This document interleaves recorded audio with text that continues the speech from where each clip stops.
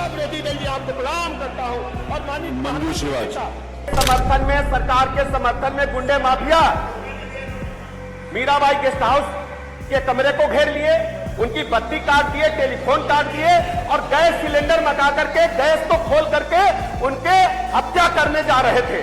उस समय भारतीय जनता पार्टी के ब्रह्मदत्त द्विवेदी जी ने यूपी विधानसभा के विशेष सत्र में जमकर बोले deputy CM Brajesh Pathak. Samajwadi party को खूब खरी खोटी सुनाई।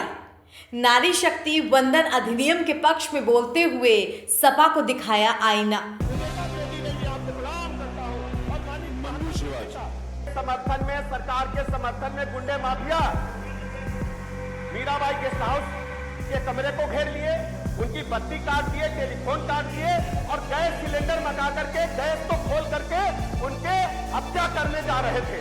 उस समय भारतीय जनता पार्टी के ब्रह्मदत्त द्विवेदी जी ने उत्तर प्रदेश विधानसभा में नारी शक्ति वंदन अधिनियम को लेकर एक दिन का विशेष सत्र बुलाया गया था, लेकिन सदन में उस समय स्थिति अजीबोगरीब सी बन गई जब डिप्टी सीएम ब्रजेश पाठक विपक्ष के सामने हाथ जोड़ने लगे।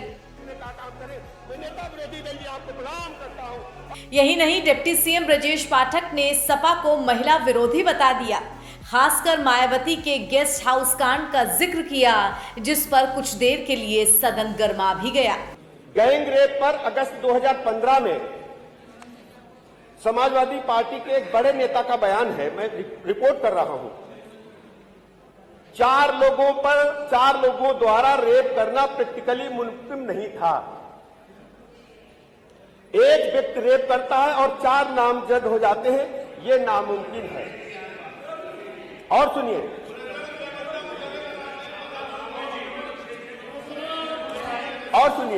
तोताराम यादव जी एक नेता हैं। तोताराम यादव जी बोलते हैं ये सब आपसी सहमति से होता है, रेप लड़के लड़कियों की आपसी सहमति से होता है। आपके एक और सांसद जी थे, वो बोलते हैं कि आजकल जो ऑनलाइन कंटेंट है इस वजह से हो रहा है। और सबसे बड़ी बात यह है कि लगातार एनसीडब्ल्यू ने इसमें चिंता जाहिर की अध्यक्ष जी, और इनके जो पूर्व सांसद, पूर्व मंत्री रहे हैं, सब लोग जाकर के दरबार करते हैं वोट के चक्कर में। सुप्रीम कोर्ट से उन्होंने माफी मांगा था जब महिलाओं के खिलाफ उन्होंने बयान दिया था। और इस प्रकार हम कह सकते हैं इनके सभी बड़े नेताओं को, फिर नाम नहीं लूंगा, कि एनसीडब्ल्यू ने इनको कमीशन तक ने नोटिस जारी किया है, इन्होंने उस बात को माफी मांगने का काम किया है। माननीय अध्यक्ष जी, एक घटना का जिक्र करना चाहूंगा। महिला सशक्तिकरण, दलित, पिछड़ा, पीडीए, सब पर इनका फ्रंट खुला हुआ है। केवल 2-3 बातें बता दें। बहन कुमारी मायावती जी इस देश की बड़े राज्य की मुख्यमंत्री रही हैं। मुख्यमंत्री बनने से पहले सूबे में समाजवादी पार्टी की सरकार थी। और मैं पूरी घटना बता रहा हूं, पुराने लोग समझेंगे और हमारी बात को डिटो करेंगे। शिवपाल जी भाई साहब, आप भी समझे, आप ही थे आदि नेता विरोधी दल जी। औरैया में एक जिला पंचायत सदस्य का, वो भी दलित जिला पंचायत सदस्य का अपहरण होता है। बहन जी फोन करके विरोध जताती है तत्कालीन मुख्यमंत्री से और समर्थन वापस लेने की घोषणा करती है। रामचंद्र राजभर जी बैठे हैं, ये भी टंगे थे। बहन कुमारी मायावती जी ने किताब लिखा है,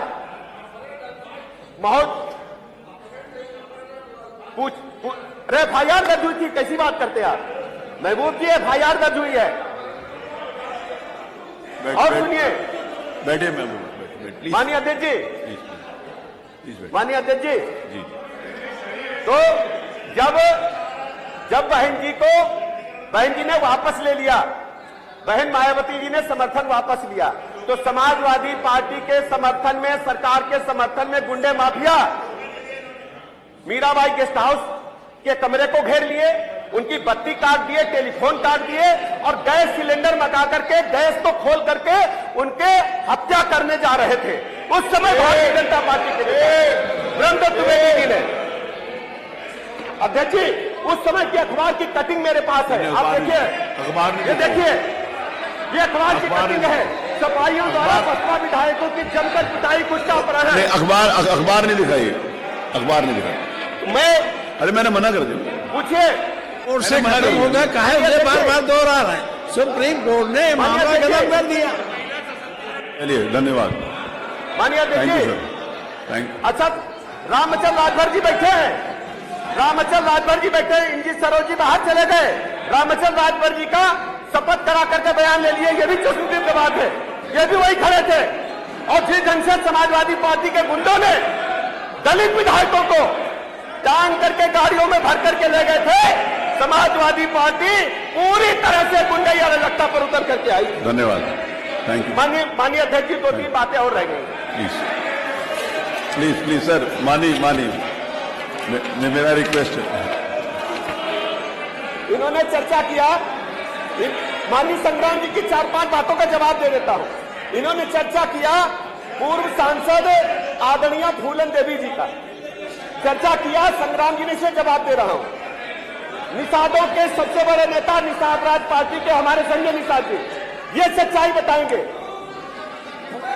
स्वर्गीय फूलन देवी जी पूर्व सांसद को डाकू बनाने में इन्हीं सब। यहाँ बताते चले कि संसद के विशेष सत्र में नारी शक्ति वंदन अधिनियम संशोधन गिरने के बाद बीजेपी लगातार इसके लिए विपक्ष को जिम्मेदार ठहरा रही है। इसी के तहत विधानसभा में एक दिन का ये विशेष सत्र बुलाया गया था।